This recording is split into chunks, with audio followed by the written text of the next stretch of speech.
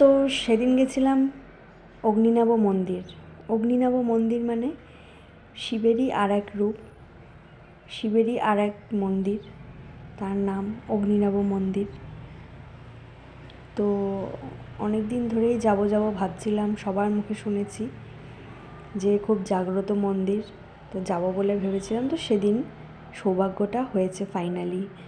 তো সবাই মিলে আমরা গেছিলাম। দেখো, আমার হাজব্যান্ডের ফ্রেন্ড, ওর মা, ওর বউ, ওরাও গেছিলো। তো খুবই ভালো লেগেছে সেখানে গিয়ে। সেখানে সেদিন অত একটা ভিড় পাইনি।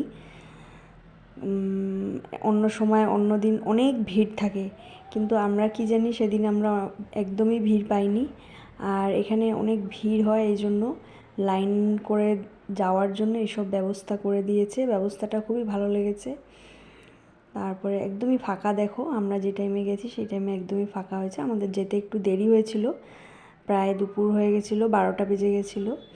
তো যাই হোক, শান্তি মতন গিয়ে পুজো দিতে পেরেছি।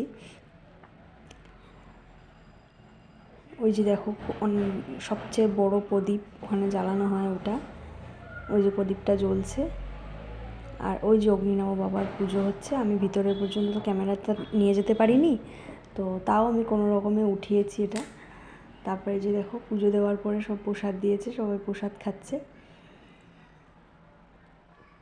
তো চলো, টাটা, বাই বাই।